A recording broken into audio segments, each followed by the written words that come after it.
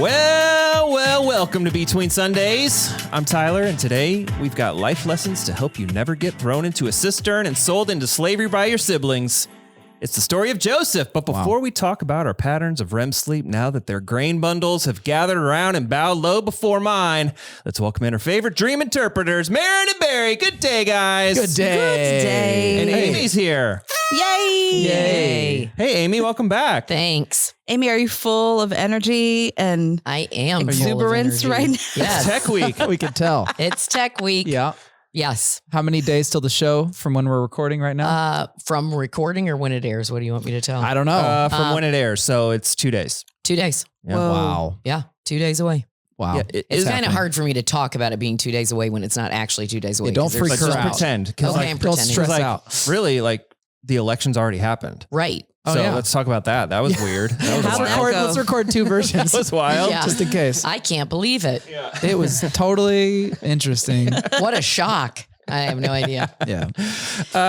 So it's Tech Week. Tell everybody what that means. That means that we add everything to the show that hasn't happened yet. So we've been working with the actors on the choreography and the blocking and the singing. I'd say dialogue, but this whole show is, I know. Yes, This whole show's sung. So Yes. there's no dialogue except for a few. Is that harder? lines. it is. Much harder. I heard that. So sitz probe is what we call that rehearsal where the orchestra and the cast come together for the first time. It is a German term. Sitz probe. And do you know what the other is called? A Wandel probe. That's Come when again? Wandel probe is when that's when the actors wander the stage, What? meaning they do their blocking with the orchestra. Oh, A Wandel probe? So wait, Yes. the Wandel probe is tonight. Yes. right? Well, no, because orchestra comes Wednesday. Oh, Tonight is okay. tech. So tonight we add lights. Wednesday we Wandel probe, but Saturday was sitz probe. Sitz oh my probe. goodness, the alliteration. Ja, und Too it was much. very nice. It's a Sitzprobe.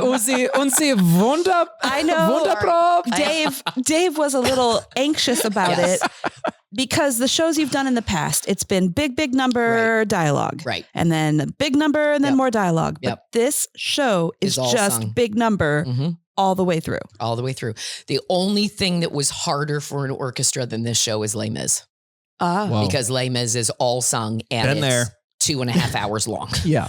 And it's very dramatic music. But Dave was not conducting yet at that time. He Aha. was in the orchestra What's for time that to bring show. it back? Yeah, Oh my I know. God. I would I love want to to do be Les Mis again. I want to be that woman who sings Master of the House. Oh, Put me yeah, in that role. Yeah. What are their names, Barry? The The Thenardiers. Thenardiers. Yeah, Yeah. they're me. the best. Mhm. Best is so much of the comic relief. If we did it again, I should be Bishop Muriel. You're going to take on take your my dad's role. Yeah, just like you do in life. Just like I do in Just life. like you do in life. Just kidding. Not kidding. I mean, kidding, not kidding. Maybe that should be a new phrase. Kidding, not kidding. You know how people are like, sorry, not sorry. I'll Yeah. be like, kidding, not kidding. That's going to be my new phrase all week. My little sister is famous for having said, kidding is lying. Wow. Like when she was little and one of us was like, I'm just kidding. She It said, is well, lying. kidding You're is right. lying. That's Oh probably my true. goodness. That sounds like Joseph. Just get him out of here. This pipsqueak twerp. Kidding is lying. not kidding. I'm telling. I'm telling on you. Yeah. Anyway, so we add all the lights and sound. They put their mics on tonight. It's super fun and tedious. Like tonight will be really tedious. How's everybody feeling? Like, are you guys feeling like, oh, we're ready and this is going to be awesome and I can't wait? Or are you guys like, it's going to come down to it? Like some years you're like, I don't know how this is going to get pulled together, but we'll figure it out. And other years it's like, we're definitely ready. We could start tonight. No, we couldn't start tonight. I don't feel that, but I don't feel like super nervous. I think Lori, who is our choreographer, probably feels a little bit more angst than me. There's a lot of dance in this show, a lot, and it's not easy.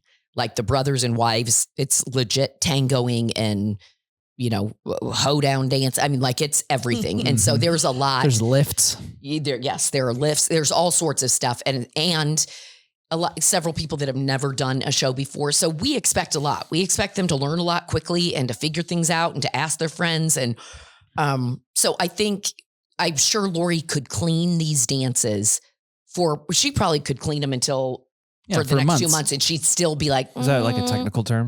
yeah, like you're just Clean 'em up. you're cleaning up, making Clean sure these that the dances. rows are where they're supposed to be, and everybody's in the right position, and everybody knows where and that their arm movements are exactly as she wanted. Like she could do that forever and still probably not totally feel like it's perfect. I think they're ready for an audience. I think we always get to that spot where you're just ready for people to start clapping and singing and laughing and all the things. And Well, I got a taste of it yesterday in service. they did. Yeah, that was nice. that was fun. And but we were missing 20 people. Right. Yeah. Oh so, my goodness. like it was fun, but it's going to be It even more looked like a fun. gigantic flash mob, and you were Yeah. missing 20 people. Yeah. Oh Yeah, my goodness! it was during services, so not everybody could come because they Still, go there. it looked like such a it was big it was group. a full group. It was a full group. I was glad we had that many. I thought we'd have more people with conflicts, but nope. The only Liv's show been- I've ever go ahead. done is Les Mis, and there was no like running and singing at the same time. Nope. Yesterday they were running in singing while singing, and I was just sitting there being like, I am so glad I am not a part of Yeah. it. Yeah. I would be so out of breath. Go, Jones. You know? Yeah. Liv, now that they have costumes to deal with, Liv's been stressing about the quick changes because they've got to just snap, get back on stage 2 seconds later because they're on like the whole time. Yep. So that's the kind of thing I'm sure by opening night it'll be all smoothed out and It ready will to go. be, and they'll be nervous for a few shows until by the end they have like 30 seconds left, and they're like standing there twiddling their thumbs, like, oh, why did I think this was a hard change? Like, Yeah. you're always nervous about that kind of stuff, and I can't think for 75 people, so they all have to.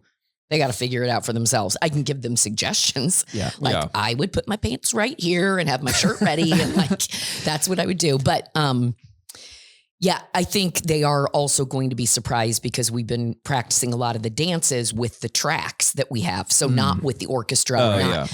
They're going to be a little surprised at, oh, wait, I have to sing.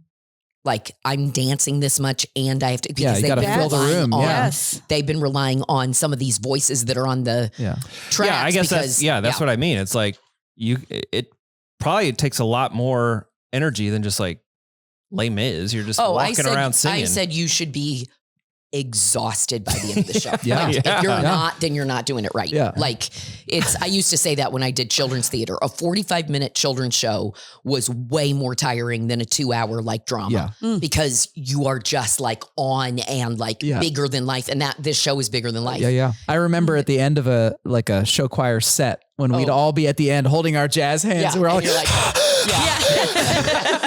it's like this is singing and dancing is so much harder than it sounds. This is an elongated show choir set. That's what it Joseph really is. It is. It's an hour and a half show choir set. with an intermission. Yeah. With an intermission, but it flies. Yeah. Act 1 is like 45 minutes long, and Act 2 is like 45 minutes long. I mean, you just move right through this show. Yeah. You get that story told. It is.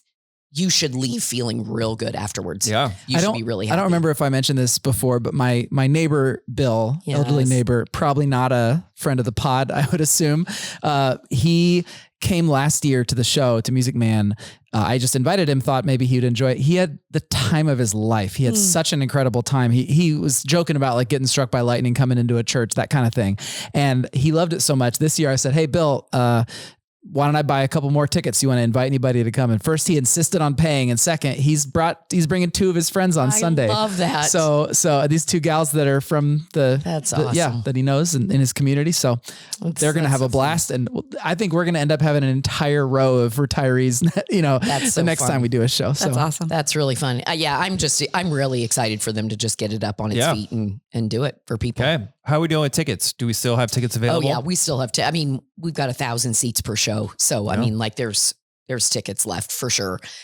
We've sold, I think 4,400, 4,500 at this point.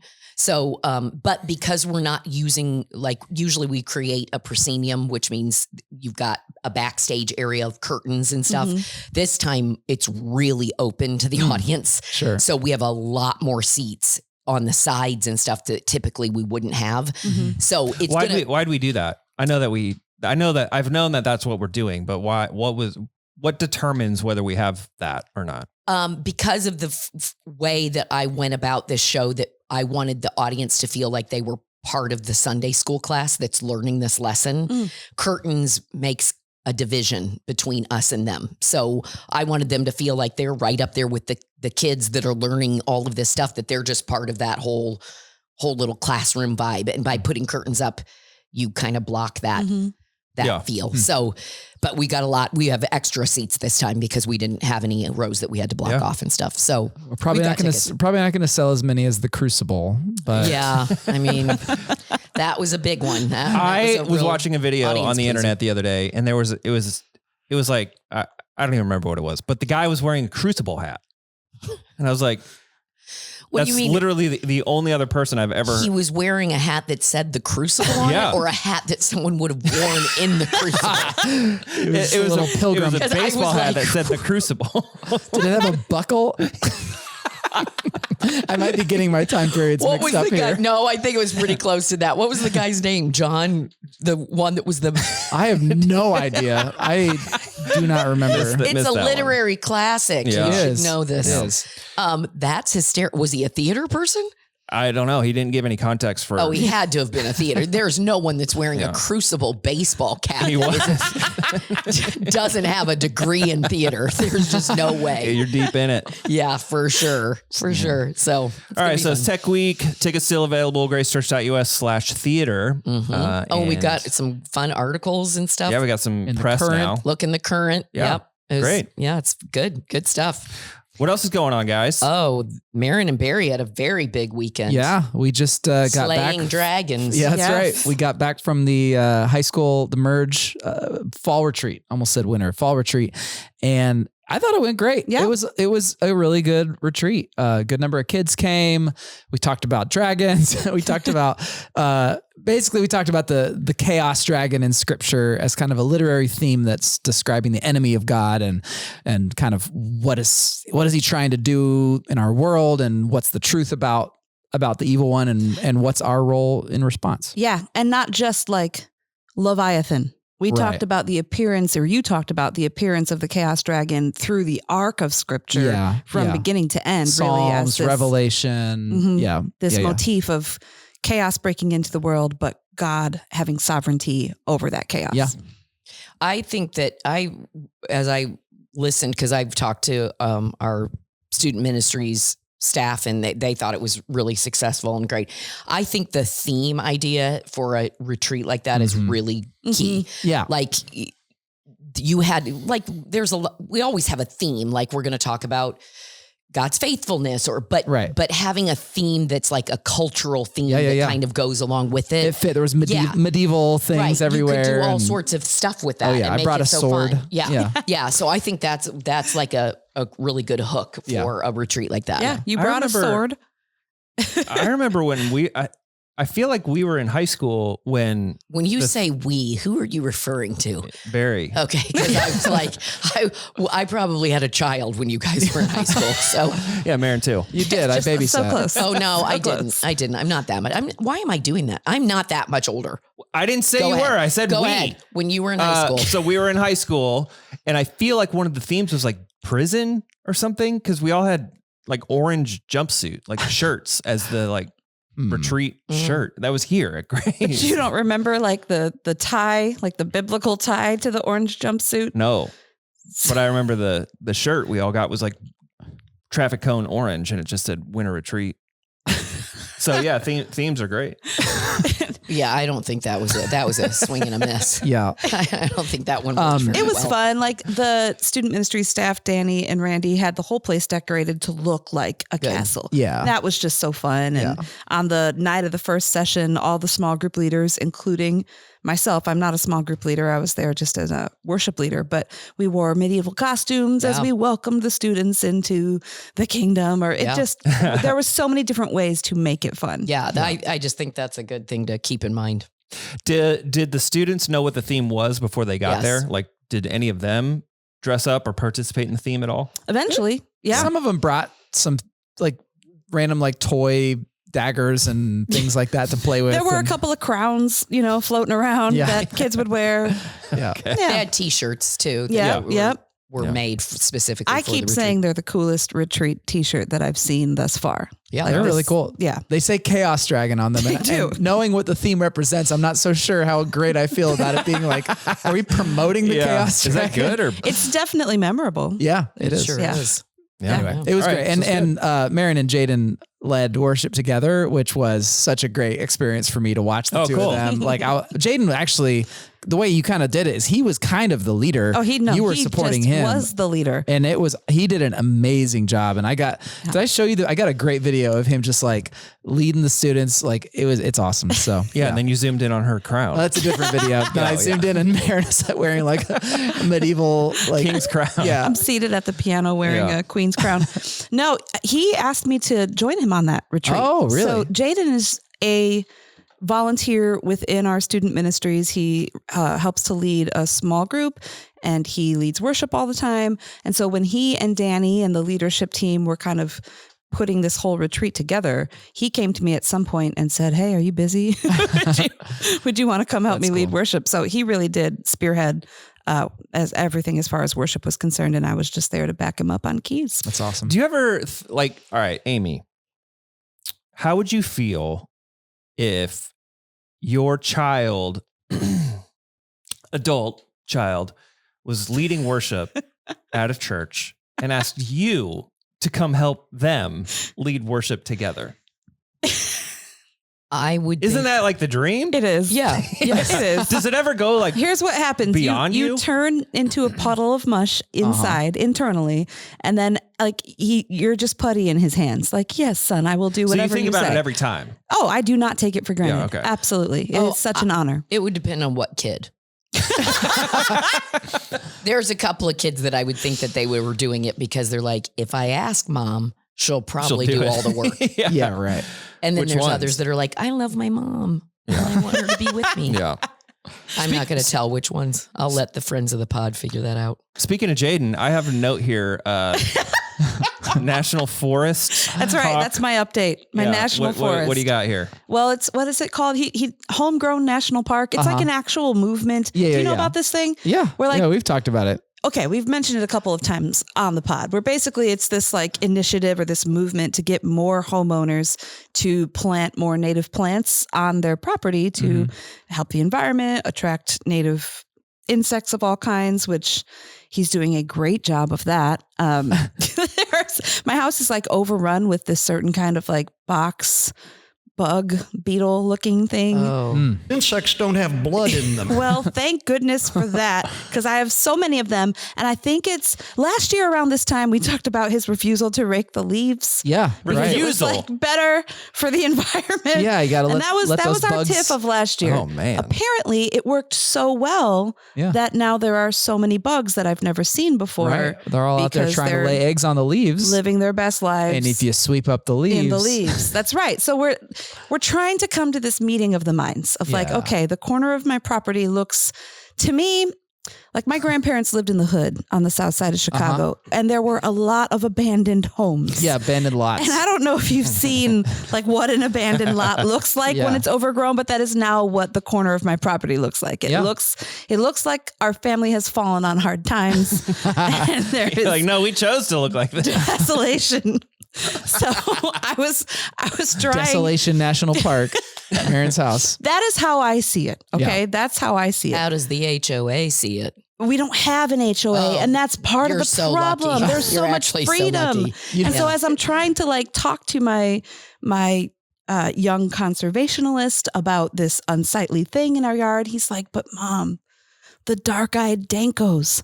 I saw Think of the dark-eyed two dankos. dark-eyed dankos." What? I don't even know what that is. I thought is that a was bug from or Harry is that Potter. a Is that know from what Harry it is? Potter? If never Barry even- doesn't know what it is, then I've never we're even I'm heard of cutting it. it It's all from Harry down. Potter. I'm cutting it Harry down. Potter, the dark-eyed He dankos. says we have to Doesn't it let the sound like plants it? go to seed because Yeah. the seed is good for the birds, and not just any birds. We're going to start seeing all kinds Oh, of birds that yeah. we never saw before, including but not limited to the dark-eyed the dankos. dark-eyed danko. Oh, yeah, it's a bird.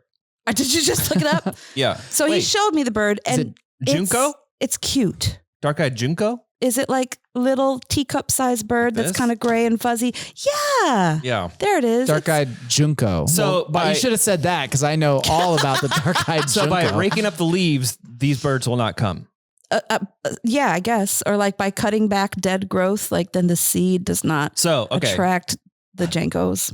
Is he, at what level is he willing to, I feel like this is just an excuse to get out of like yard cleanup. Again, it depends on what kid.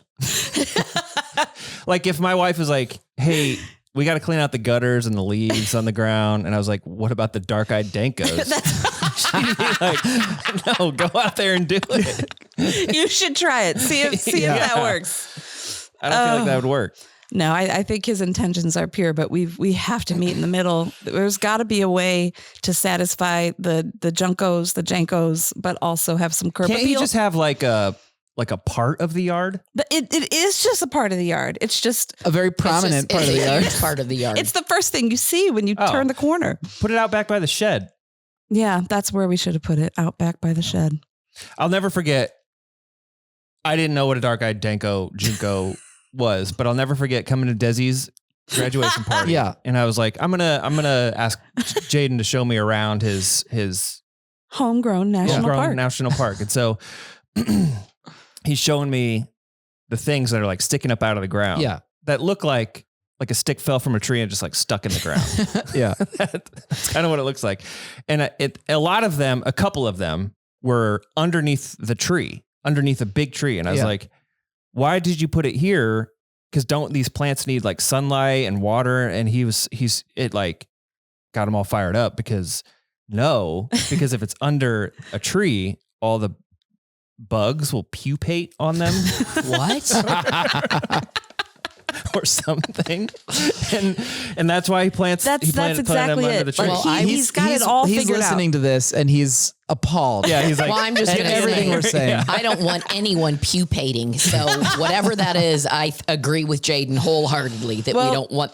No, he wants them to puke. He does. Oh, and he he was wants absolutely pupating. right because now I have so many bugs in my house. They have I'd be pupated. I wouldn't like that. They're like they're not harmful bugs, No, but I know, they're but they're just just in my bugs. house. Yeah. He says he's been like secretly scooping them up and releasing them outside. But they're sounds just about coming right. back. But they're Just coming like repenting. They just turn right Oh my around. goodness. Yeah. So again, if this is the biggest problem I have in life, I am living an enchanted life. Yes, you are. A very charmed When it life. comes to your children, yes, for sure. Yeah. All right. We just kicked off a new sermon series called Dreams and Destiny, and it's all about the story of Joseph told in Genesis. And so, Amy, you're here because you kicked off the series, preach number 1, week number 1. Yep. And so, before we dive into your actual sermon, I feel like it's obvious why we chose to do the series right now because we're doing Joseph in the Technicolor Dreamcoat. But is there any other reason why we would do this series at this time? Anyone? I don't know that there is. I mean, we often do series, Yeah. like BYOB series where we look at specific, Books or of the passages. Bible. Yeah. But I definitely was driven by the fact that and we did talk a little bit about kind of pillars of the faith and Old Testament, I don't want to heroes of some sort. It's and even leading toward our December 1st service of Tim's retirement and the way that he has, shaped us. Yeah. That was the other reason. Yeah. It was mainly the show, 95% the show, 5% the idea of a legacy of our founding fathers and mothers, so to speak, and Tim being someone who helped build the early days of Grace Church. And you mentioned in your message when you did To Kill a Mockingbird, the sermon series was tied to Kill a Mockingbird. So we have some precedent for it in the past of tying our sermon series to the set that's being built right behind us as we speak. This one was just such an opportunity to tell the biblical story of Joseph. Like, why would we not? Right. What a missed opportunity that would be. Yeah. And a very narrative. I mean, like the narrative story of it, which I think we did with Ruth. Was that a year ago? And so it's not something that we don't ever do. Yeah. So it was like perfect opportunity. So for week 1, what would you say kind of the big idea of your sermon was? I think overall that God is working even when we're not aware of it, even when we don't see it. But it was hard to kind of pinpoint because I really did kind of go an old school Sunday school because that's kind of the theme of the show. And that's a little bit what we've done with the series when we planned it. We had activity sheets for people. And so I kind of I took the narrative and I was like, okay, what are the lessons? Because I felt like there was more than one lesson in just the very first chapter of this story. And there's what, 6 chapters in all. I can't remember what. There's no way to know. Okay. Other than looking at the Bible and finding out. It's like 37 to 45, right? That's what I thought. Something without 38 or maybe 38 is part of it. 38 is part of it. 38 is part of it. Juda's redemption. He does redeem himself. Yeah. He does. So 37 through 45. Let's say it. So there were lots of, I felt like I think I had 8 lessons altogether, but I think the overall theme of the whole really is that God is working even when we don't see it. And all along the way, we now can see the tapestry of Joseph's life that God was creating even when he 50. couldn't see it. Sorry, Genesis goes all the way to 50. I was like, that does not feel right. Something doesn't feel right about that. So 37 to 50. There you go. It's funny, I think, because we each are taking a different leg of this story. She's thinking about it in light of the chapters she's speaking on, and I'm thinking about it in light of 40 and 41. Yep. Right. Yeah. So you had a number of lessons that we can take away from this chapter, or the chapters that you spoke on, Amy, ranging from God can and will work in and through any dysfunction in your life, to stand up for what is right, to God is working even when we don't see it. How did your preparation for this sermon, combined with your involvement in the show, help you draw upon some of the lessons that you pulled out? Well, I've done I did stuff for the show already, and encourage the cast, because I think that's one thing that, because a church is doing this specific show, we could offer to the cast that I'm sure a lot of productions of this don't dig into. So I'd already listened to the Bible Project has a really, really great podcast on the story of Joseph. So I'd already listened to them talk about it. And I think they got me even more excited about the show, because they are just like, man, this story is just like, they were so excited about it. Yeah. If you're into literature, like biblical literature, it's chock full of stuff. Yeah, it's awesome. And just as I continue to read it, like, I'm comparing it to the story of the show, because I've lived with the show for 3 months now, pretty intricately. And there's a few things that they take liberties with, because you can't get everything in there. But I've added some things to the show that I know are actually more accurate than what's there, even though not everyone's going to get it, but I will. Right. Like, I will understand why in scene, when they're throwing Joseph in the cistern, why Reuben's holding back and not joining in quite as much as the other brothers, even though Easter eggs. Yeah, it's awesome. just little things. So that's why it felt like a lot of prep, I felt like when I got to this, had been kind of done already. Yeah. But then as I honed in just on my section, and that's the other hard thing, kicking off, as like my husband was like, "Oh, you're kicking things off," and I was like, "Well, I think I've done that." Uncanny Is that Jeff. a vote of confidence? Uncanny What Jeff impression. It was just kind of like, I think he was just like, that's big time, kicking off a series. I said, well, number one, I think I have done it once before. And number two, I'm just looking at it as another message, other than the fact that I do feel like I've got to set up some things. Yeah. But I was trying really hard not to, like, you kind of had to go for like, what is this going to be overall, but not step on the toes of the 3 messages that are going to come in the next 3 weeks. Yeah. Sure. So that's why I really honed in on what lessons can we learn, and those may carry over into other parts of it. But just reading that specific chapter in the first few verses of 39, I just was like, okay, what are the nuggets from this that we can learn from and take into our lives? Yeah. So, you shared a great story about how you felt God was speaking to you through one of your dreams. Do you guys just in general feel like or have experienced God speaking to you? Because I don't. Like, I have never come out of a dream and been like, I hear you. Or so my question, I guess, is how do you guys, if this is something, because Amy, you clearly have a story, at least one story. Mm-hmm. How did you distinguish, like, this is clearly a dream with meaning versus like I just was in a deep sleep and the coincidence? Go ahead. No.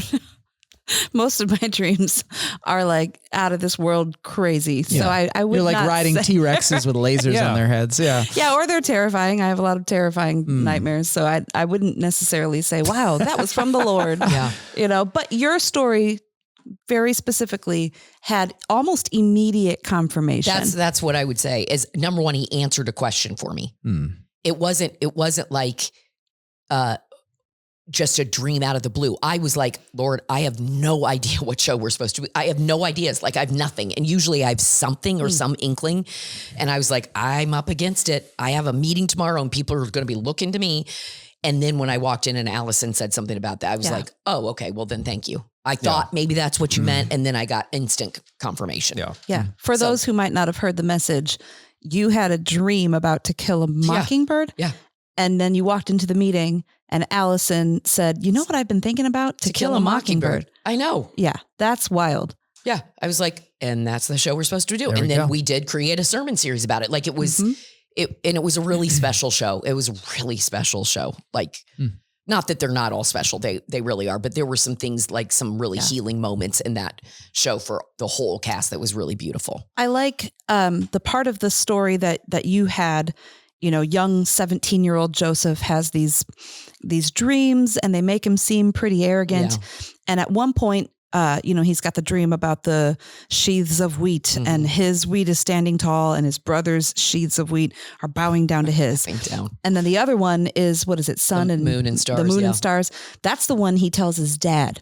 And his dad rebukes him for it. Like, hey, enough of that nonsense.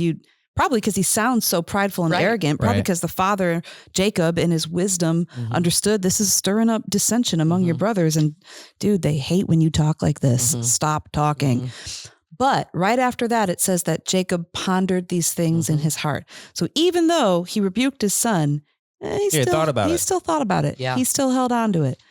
So I feel like with the dreams that I have had that have in any way seemed like they could be spiritual, it's something I kind of store up. Yep. I'll write it down so I can come back to it. And then you ponder it. You think about it. I don't think that I would jump out of bed and say, thus saith the Lord, but you store it up in your heart and you think about it. Yeah. Yeah. And wait for confirmation. I kind of feel like I connected with the brothers. Oh yeah, you're totally a brother. That's really nice. That's not big surprising to anyone. It says that Joseph's brothers hated him all the more because of his dreams. Yeah. And the way he talked about them. Like, hate's a strong word, obviously, but I get it. Like, I get when someone comes up to tell me about their dream just in life, if it's more than 7 words, I'm like checked out. I'm bored and I'm like, stop telling me about like the dream is the ultimate. Like, you have to be there. Because it's like, and also you literally can't be. Yeah. It's like, if you kept it to like, I had a dream and I had a dream that I had a pet whale or pet orca or something. It's like, okay, that's good. Weird. But what we do, what people tend to do is like, I had a dream that I was out on my back porch and I look back and I was eating dinner and I look back and there's an orca in my above ground swimming pool. And I walked over and he started speaking in a British accent, telling me that I needed to clean the pool. Like, there's no like, there's no like character arc. There's no plot. There's no like beginning and end. And so and usually it was like, we were having that conversation and then I was in the desert. Yeah. And it's like, wait. And it means nothing to you. Right. Because it's not your dream. If I had so a why do you sibling care? who would just like, was like trying to own me with his dreams, especially if he was the youngest sibling, especially if he was like a teenager and he was just like telling me how great he was through dream interpretation, I would probably want to throw him in a sister. Like I wouldn't want to, I wouldn't be cool with that. Would you want to kill him? No, over it? hate and killing is a little strong, but I selling get into it. slavery for sure. That feels fine. Yeah. That feels okay. Yeah. I think my point with him was humility and wisdom, like lead with humility and wisdom. But I will say, I think, and the way I told my Joseph in the show to play it is, I think it's more, he needed wisdom more than and discernment more than he needed. He's just a little airheaded. I think he was just like, I had Guys. guys, guess what I He's what I a dreamed last teenager, night? isn't he? Is he a he's child? 17 years 17. old, and he's younger than all of them Yeah. but one. He's the baby, other than Benjamin, of the family. I don't know where Dinah falls. I can't remember where she falls. I think she's older. And so I think he wakes up and he's like, oh my gosh, you guys, you're never going to believe the dream I had. I was this big piece of corn or whatever, and you And were I'm bowing down. favored. Yeah, I think he just didn't put it all together. Yeah, it's like lack of Dad like already social likes me awareness or best. something. He had to have known they didn't like him. Yeah. Couldn't have been a secret. Yeah.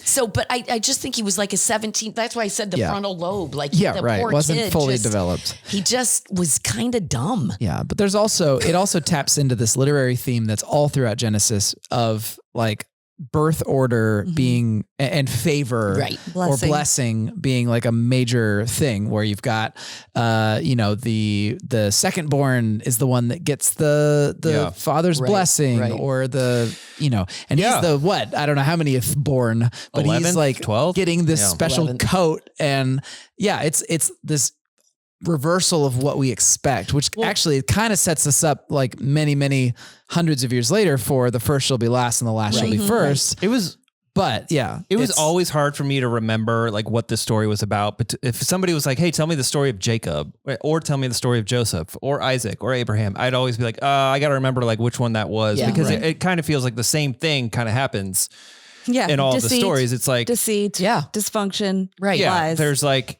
Isaac and birthrights. Ishmael. It's like Right. I'm going to kill my brother because of the birthright, and so yeah, let's set the tone a little bit for that because Joseph's dad is Jacob. Yeah. That's what I wanted to ask a question, even though I was the one. But Jacob had already been through this whole birthright thing. Yeah, with his And so brother. Yeah. Didn't he but know he was what? deceptive. He Right. was the one that actually like used deception to take a Absolutely, dead right. animal and convince his dad to give him the blessing instead Right. of And the the dead animal firstborn. was because He Esau wanted was so Esau hairy. was so 'Cause his- hairy, Esau- yeah. so he Just so put like weird. goat hair on his arms. So that was another But like thing. again, that's exactly what these brothers do. Yeah, they take a Right. dead animal, they put blood on the Right. coat, and it's I'm like just wondering why, when he'd already dealt with the whole birth order thing and birthright, why did he do that to his son? Like, didn't maybe he did know? not pick up the lesson. He really just didn't get that. It there were doesn't tell 10 us- older brothers. Yeah, that it's were like gonna this be happened to pregnant. me. Yeah. This is very familiar. I feel like Yeah. I've heard this somewhere. It's like, anyway, you're my favorite. Yeah. Was he the first of Rachel's children? Is that what made him the favorite? Yes. Yes. Okay. Yeah, Jacob had to work for years and years and years, and he got tricked.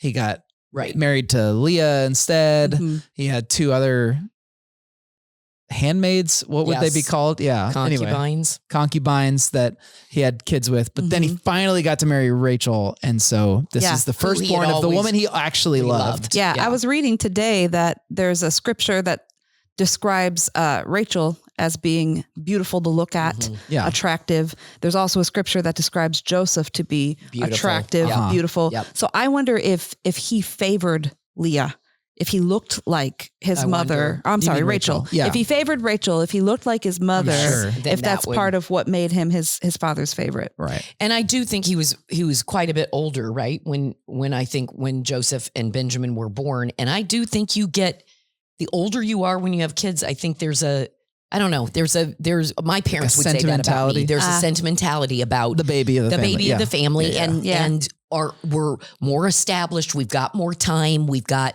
like, they would say when we were raising our first three, your dad was busy trying to establish, his practice, and we were frantic. You came along and we were like, kicked back, relaxed, like it was a different feel. Yeah. So Yeah. I don't know, maybe that's part of it too. Yeah, it's just it's so interesting. Like once you think about what else happened before this, I guess like Adam and Eve's son killed his brother Right. over birthright, right? Or Well, over no, favor. it was over God's favor. Favor. Of Abel's sacrifice versus his. Yeah. And Noah didn't. Nobody died because of favor in Noah's Ark. Well, Yeah. a lot of people Ham. did. Ham gets cursed because he looks upon his father's nakedness. So it's like the brothers. There's like. Sorry, I'm just quoting the Bible. no, so. I know. Gird your loins. But there's like all these echoes they all come back and echo in the Joseph story. For example, there's also Isaac and Ishmael, who there's also Ishmael's the firstborn, but he's not the firstborn that was promised. Right. And because they took matters into their own hand to get a child, but then Isaac is born and wait, what did I say? Isaac. Yeah, Isaac is born, and that is the child of the promise. And so, but who should show up but a bunch of Ishmaelites, the descendants of Ishmael, and those are the ones that the brothers sell Joseph. In the Joseph story. Yeah. In the Joseph story. So yeah, it's all echoing back. And even the Cain and Abel story, it's like they are about to murder their brother because they don't like the favor that's on him. There's blood, there's references to blood in the ground, and it's all echoing Genesis 4. So it's so cool. And I just found a new one today. I don't even know if Bible Project talks about this or if you guys have heard this. It's in my sermon for next week. But when Potiphar's wife takes the garment, she takes his garment as he runs away and uses it as proof. It's like, yet again, a garment is being used to in a deception. Yes. And this is like now the third time in Genesis that's happened. So it's crazy. Anyway. It is one of those things that you keep digging into and you're like, oh my gosh, that's how this relates to this. And look at how they even talked in the Bible Project, and I can't remember anything, but something about the going down to Egypt and up to like that whole thing too. It's a motif. Yeah. Descending is the same, like descending from the garden into the wilderness, because the Eden is kind of the mountain garden, descending from Judah down into from Canaan down into Egypt is and the word pit, I mean, it's the same. Pit is the well that he's put in. The Hebrew word pit is the same as the prison that he's put in Egypt. It's well, and all Reuben's whole point too about not wanting his blood on the land in their hand, like all of that stuff too. It's that's Cain. It's so deep and it's almost like you could just dig and dig and dig forever. But one of the things listening to the Bible Project that I did, because my big thing with the cast is always we're telling a story here, and it's an important story that we're telling. And so the whole idea of Joseph, the show, is the whole first act is his dissension. Right. And then they end it by saying, no, the story's not over yet, Joseph. Go, Joseph. Go, Joseph. And then the whole second act is his ascension. And it's just the coolest thing. And then you end it with the beautiful redemption and reconciliation with, the end when he hugs his brother Benjamin. Whoa, what are we doing here? Spoiler. In case you were unaware, I thought perhaps the Israelites were wiped out then and there. That was it. It was over.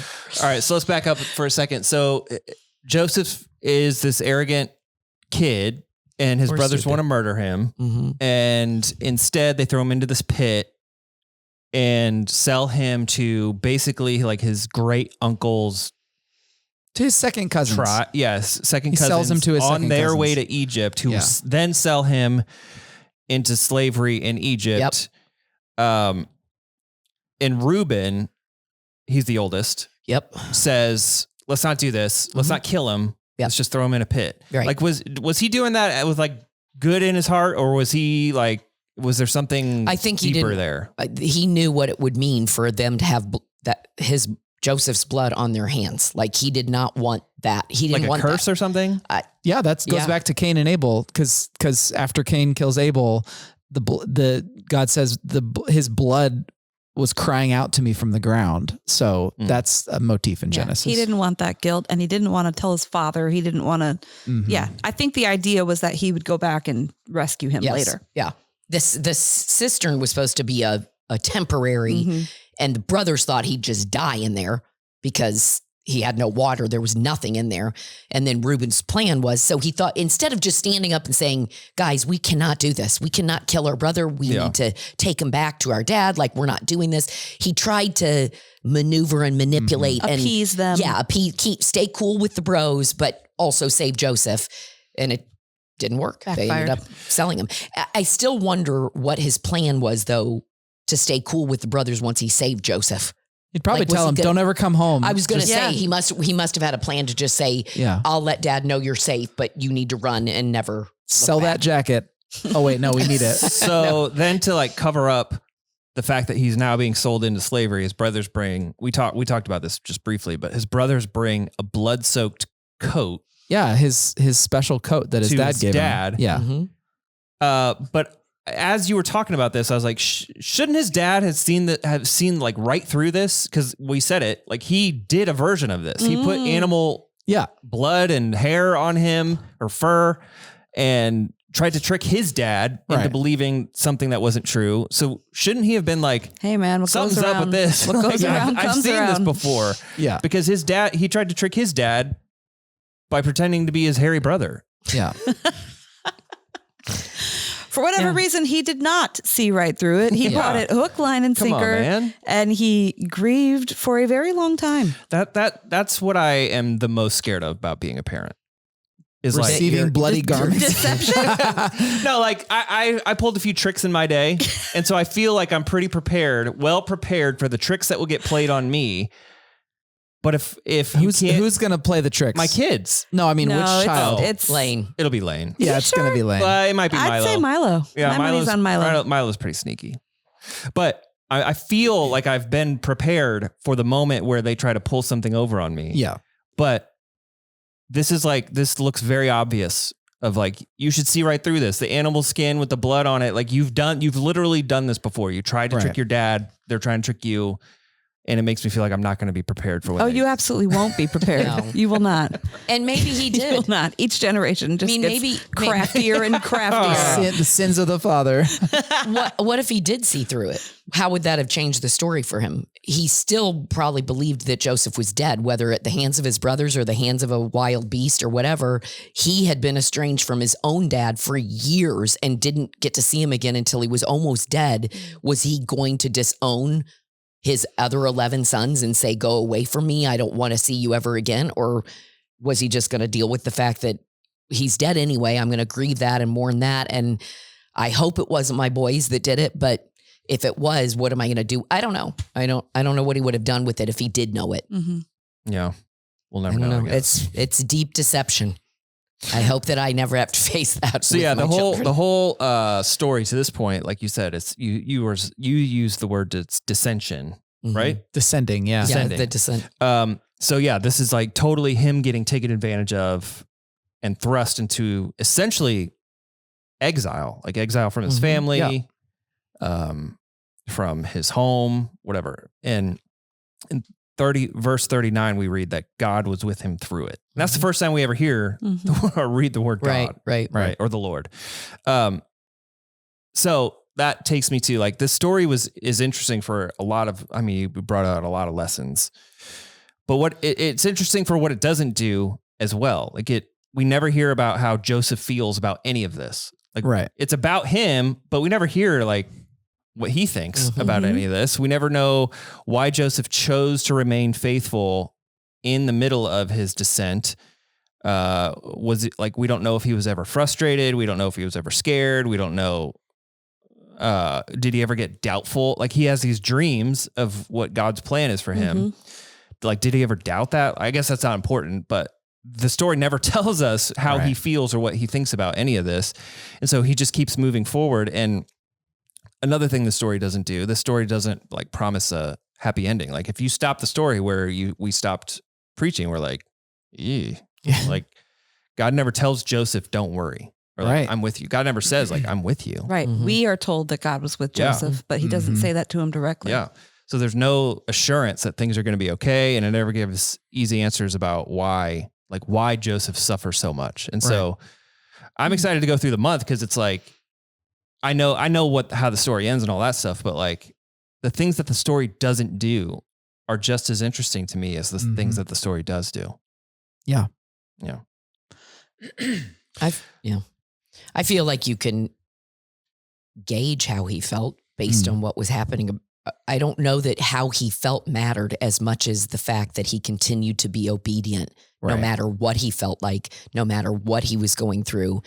He just kept following God's lead in every circumstance. Yeah. Right. Yeah. And that's the beauty of the story to me. And like, does it matter how we feel as long as we trust that God's with us in it and that we're like, I don't. But to this point in the story, until he gets to Egypt, I don't, if I'm reading it, I'm not getting the sense that he's following anything. It's just a bunch of stuff happening to him. He's pretty passive. My sermon this coming weekend will be the first time that we see Joseph with some significant agency when he's presented with an option. Yeah. Do I sleep with Potiphar's wife or not? Yeah. And how he responds to that is kind of our first glimpse at like his character, perhaps. Obviously we see his lack of wisdom in what he chooses to do with his brothers, but like, yeah, it's the first chance we see him with agency. And we'll find out whether he makes a good choice or not, I guess. How could we know? Yeah. Yeah. Cause the whole, I loved the life lessons that you pulled out, because I wouldn't have pulled those out. Like I read this as sad. Like a lot of this is sad, but it's unjust.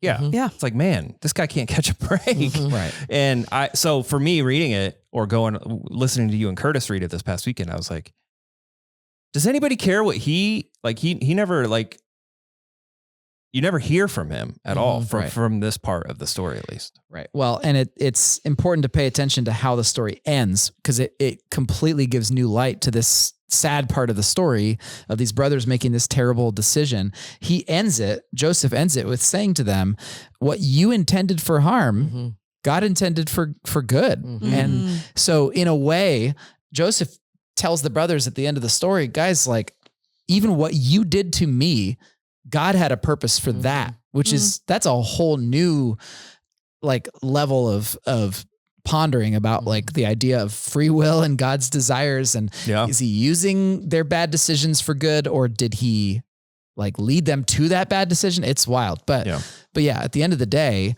Joseph does understand why he went through what he went through, because it was the salvation of his people. Amy, do you know enough about the history of the musical as to why someone was like, this should be a musical?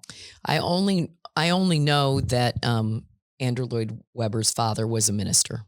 So I think there probably is something there that I could probably dig into. But like, of all the stories, it's interesting to me that they chose this one to be the musical. I mean, I don't know, but my assumption would be if he did grow up in the church, maybe this was just one that piqued his interest, and he decided, I'm going to write. I don't know. I mean, the artistic mind is so, maybe he just, Lin-Manuel Miranda would say someone gave him the biography of Hamilton. Yeah. And that's what started it. He says, and the interviewer said, so if you'd gotten a biography about, wait, what's Hamilton? He said, yeah, we'd be listening to the musical about, Benjamin Franklin, James Madison, or whoever. He said, someone gave me that book and I was reading it, and all of a sudden lyrics started coming. And so then I just went with it. So I don't know. I'll try and do some research on that. Yeah. Bring it back to us. I will. I don't know if you planned on talking about her questions at the end. Yeah, sure. Yeah. Okay. Did you have that? Yeah. Okay. But you can go for it. No, I just, you closed your message with a time for the congregation, for all of us to put ourselves in the narrative. And you opened with the question, what do you believe is God's dream for you? That's just such a huge question. Yeah, I could not answer that question. Yeah, I feel like I know a lot of young adults right now who are trying to figure that out. I know a lot of adults of all ages that are trying to figure that out or wish that they knew. And I was just talking to somebody on the phone this weekend who was saying, Lord, if you would just tell me, I would do it. I would be obedient if you would just tell me. So I guess I wonder, is that something that can be fully understood or even grasped by us. Like, I think I can generally know God's will for my life. But when I look back over my life, which was kind of your second point, where do you or where have you seen him at work to make that dream happen? I could never have dreamed God's dream for me. It was way too big for me. It still is too big for me. I could never have dreamed it. I think I would have answered that question, 10 years ago, if I was listening to this message. I would have said, okay, well, God's dream for me is to be his instrument wherever. Like that's the Joseph story to me, whether you're in jail or in a pit or, high in the king's court, just being God's instrument wherever I may be found. That would have been the limitations of my understanding of God's dream for me.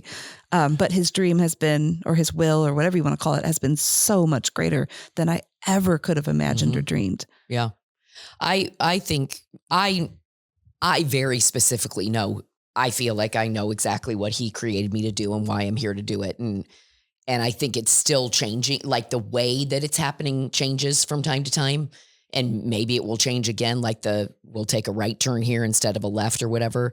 But I just think it's a good thing to ponder in general. Like where do you see God at work in your life? What do you think he could be? Like, where are your passions? What are the things that how are you uniquely created? Like what could be, where have you seen him in the past? Like, I don't know that anybody was going to come up with answers on the spot, but I don't know that we ever even think about those kinds of things. And maybe it's just a good thing to look at. Like, it's super great because like I said, I couldn't answer that in the 2.5 minutes that we were sitting there, but a bunch of people like put stuff on the dream board that's in the lobby.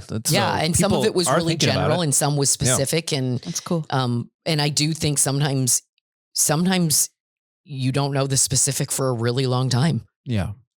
If ever, I don't know, but I do think like, I think I'm always, excuse me, I'm always a little hesitant to get too caught up in the idea of like, what is God's specific dream for you? Because it makes us think there's a thing that I am supposed to do that is like spelled out. And I might not figure it out, or I might get it wrong, or I might go to the wrong school, or I might get the wrong job or what. And I really, to me, I think of it more in terms of like God's dream for me, which is going to be more general than that. But God's dream for me is for me to be following hard after Christ, using all of the uniqueness and skills and gifts that he's given me to establish God's kingdom on the earth in his name. Like that. Now that's going to take a bunch of different forms, but like as I've grown older, I've seen more and more of what that looks like. And it helps me get a bigger sort of a vision of, okay, I could see how a lifetime of this could become something way bigger than I could possibly imagine. But I don't generally try to like articulate, and this is what my legacy will be when I'm 80. Like I'm like, at this point, I never could have called any of the twists and turns in my life that led me to this place. But I probably could have told you when I was 20 that I am kind of uniquely passionate about certain things and I can communicate pretty well. And I, probably going to go into full-time ministry. Like some of those things were all already kind of part of my story back then. So I don't know. I don't know. I just think I don't want people to get too hung up on if we can't articulate like what exact like sheaves of wheat will be bowing to you. Like, I don't know that means that you're missing something. I think it's listening to like, what is the general direction that God is calling you? And one day you'll look back and you'll start to see forms and shapes that you never would have even imagined. I think also just being attuned to the Spirit. Like, I think just reminding people, like, are you listening? Are you aware? Are you alert to like where he might be working right now that you can just jump in and be a part? Because that was the other piece too, is like Joseph jumped in where things, especially in the next, he did what was asked of him and he saw things at work that like the dreams, like he did what was asked of him with faithful them. with what was before him in any situation. Absolutely. Any circumstance. Yeah. I love that you said, that we're part of a much bigger narrative, that God has dreams for each of us. And it's not a dream that we come up with on our own and insert God into it. I think that probably describes the majority of people that I encounter. I think that's American culture. Right. They've got dreams and they will inject God where appropriate. But you're saying, no, the dream is God's. Again, this kind of harkens to the last series, right? God owns it all. God owns our lives. The dream is his, and we're just part of what he is already doing, and he's unfolding it before our very eyes if we're paying attention. Right. Yeah. Good. So where are we going next? All right. Well, Joseph, from slavery finds his way into the house of Potiphar, the chief guard or the chief guard chief security officer for Pharaoh. And let's just say things start to go pretty well for him until they don't. Until it gets spicy. Kind of like a roller coaster. And he's right back in the pit. So we'll cover that and talk about Joseph's posture and commitment to honoring God no matter where he is.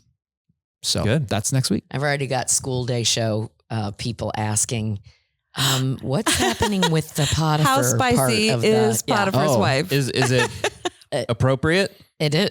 Well, it's already appropriate because I've already kind of scaled it back from. I mean, if there's a full we don't need his friend, dance family friend that's going on in the original, but we've already pulled it back. But I did talk to Mrs. Potiphar and I said, I think we're going to pull it even a little further back when the school day. She just waves from across the stage. Yeah. She's just like, hi, I'm here. One of my core memories is watching my mother in the role of Potiphar's wife. Oh. In Joseph and the Amazing Technicolor Dreamcoat? Wow. The full song? Did the full choreo? Yeah. We were going to do Joseph and the Amazing Technicolor Dreamcoat at Faith Church when I was in high school.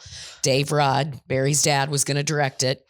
And we went to IU Bloomington and watched the touring company of Joseph. And Dave was like, we cannot do it because of the Potiphar scene. And so we did a lesser known show called The Dreamer.